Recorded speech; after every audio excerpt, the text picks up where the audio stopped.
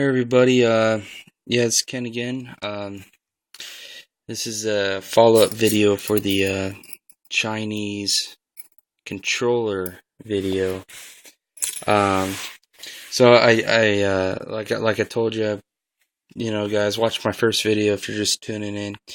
But yeah, I bought this Chinese controller, knowing it's a Chinese controller, and no brand name and all that. So bought it off of eBay, $7.99 with free shipping. So a good deal. So if you're looking for a PS2 controller, definitely if you're going to get a new one and you want to go cheap, I guess this is kind of the way to go. And the reason why I'm doing a follow-up video is I took it apart like I said I would, just to see what's going on. Kind of was a big mistake doing that. And I'll get to that in a second too. So what I did is, these analog sticks are pretty good. They don't, I tested it out. I've been playing about an hour of gaming, and then I took it apart because it was squeaking. The reason why it's squeaking, most manufacturers, when they put together their analog controllers, they put a little bit of lubrication. So here's a analog controller I have off of a Sony, and there's some lubrication in there.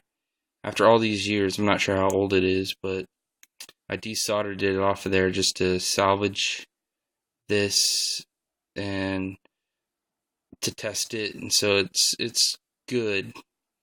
I was possibly gonna sell this on eBay as a part, because I know a lot of people are looking for analog stick parts after when they wear out.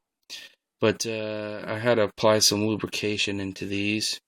So, that's kind of a downside to having new Chinese manufactured. And I guess it doesn't have to be Chinese. It can be Pakistani. It can be made in Mexico. These countries just don't have the same quality standards as the U.S. when it comes to manufacturing and safety policies and stuff like that. So that's what kind of keeps a lot of manufacturers from actually manufacturing in the U.S. Also, labor is dirt cheap. So, and who knows, this might be not from a U.S. company, but a company over there that might just be manufacturing these to make extra cash on the side or something. Who knows? So anyways, the point of this video is, if you get one of these, and these are all over eBay, you'll probably see 10 or 20 listings of this same controller or something pretty similar to it before you'll ever see a listing on a used controller, which is kind of good because the used controllers are actually going for, anywhere from $10 to $20, when a third-party knockoff controller is going for anywhere from $5 to $10. So you can save some money and probably even get some free shipping on the side. So whoever shipped this to me, which they were in the U.S., they probably ordered these by bulk in coming out of China, because I've seen some that come out of China, and if you go on eBay and you look at the description, see where it's coming from. If it says China, don't expect your controller to come to you till about maybe 3 to 4 weeks later. So that's why I picked a buyer or a seller. As a buyer, I picked a seller in the U.S. because I live in the U.S. and literally the shipping took 3 business days. And it's almost Memorial, it is Memorial Weekend. Today's Saturday, so I got it today. So, yeah, I mean, it's not a bad deal, considering the circumstances, really.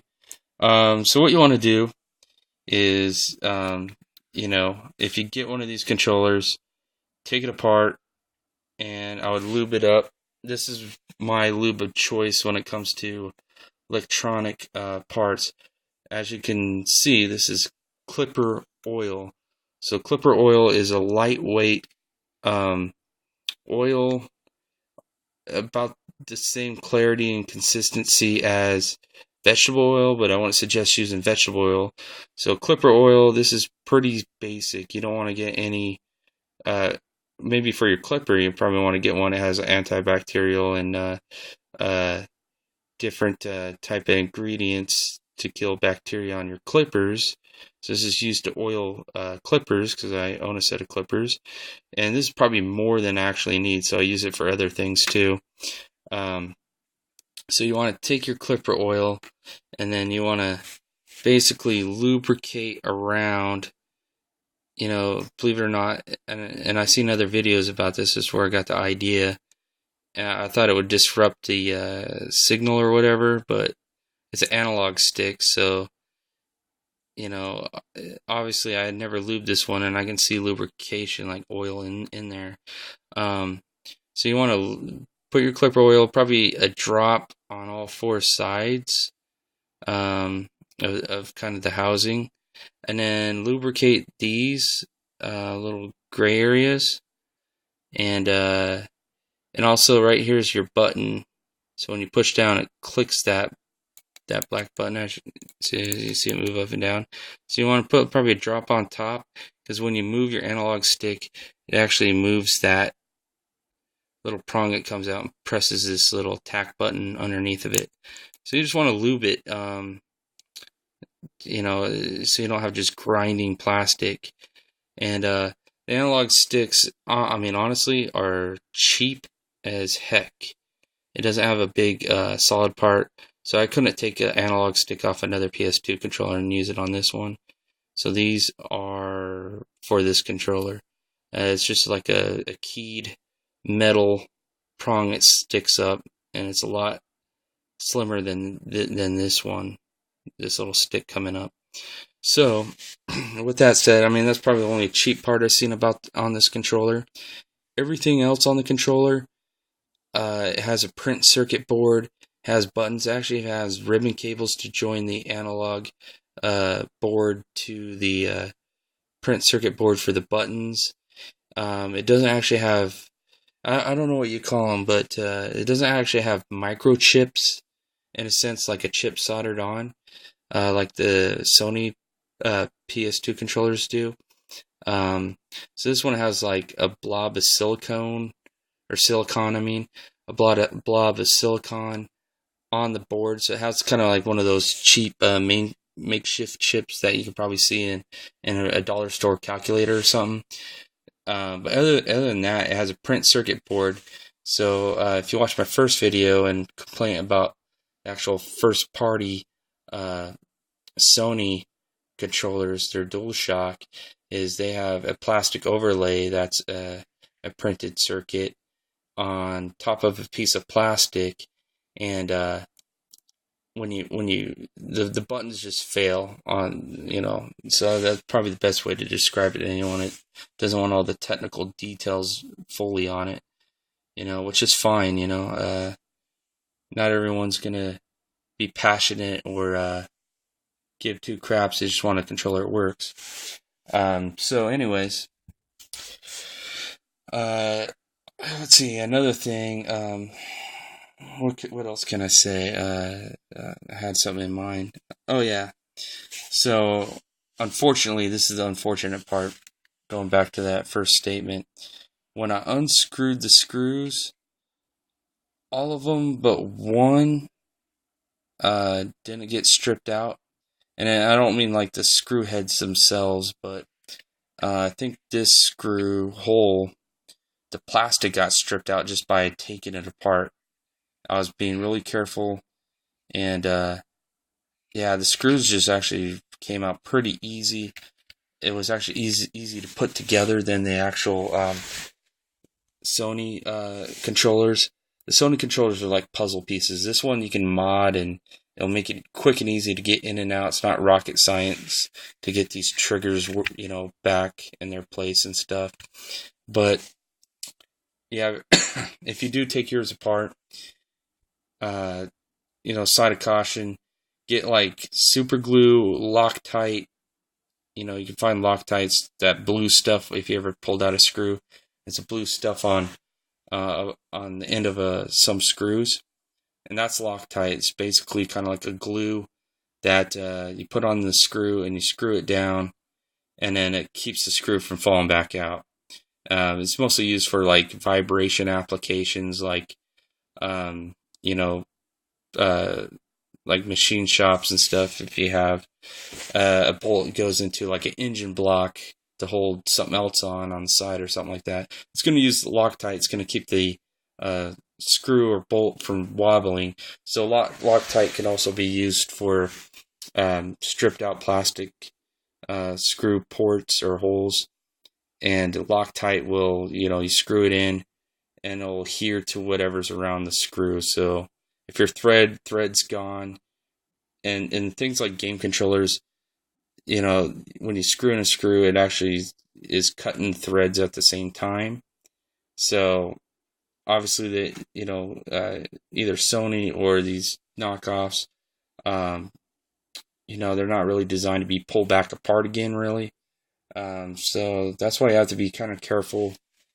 I mean, aside from the circuit board is a print circuit board, solid surface, and it has a nice buttons, tactile buttons that push down, the rubber kind that everyone knows, really.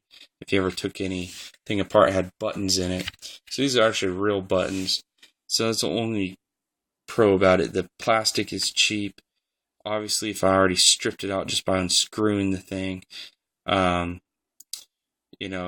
yeah, if you have a little bit of super glue on the end of a screw, you screw it in real quick, or Loctite, or you might be able to use that Gorilla Glue. So Gorilla Glue might work.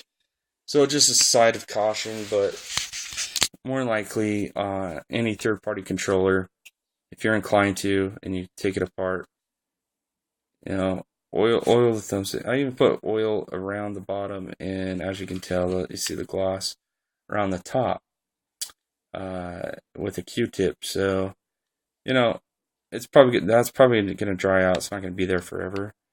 So, yeah, I thought I'd just clue you in.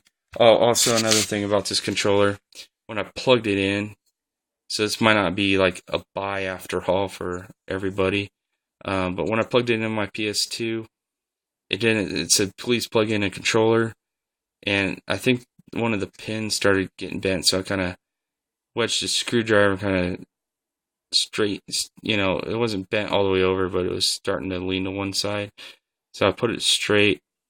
So that could be a real con. If you're gonna buy this, if you have a scrap controller laying around like I do, then this still might be a buy, because you can probably just take this cord off, and if you have a soldering iron and a little bit of know-how, I haven't checked the color code. If the colors match the same as your Sony controller, and you had just a circuit board problem like I did, you could probably use this good circuit board, that's circuitry that's in it. That's what I like about Chinese stuff. It's simple and to the point, and it's not complicated by other stuff. So, yeah, you can probably just take your old controller wire and solder it on.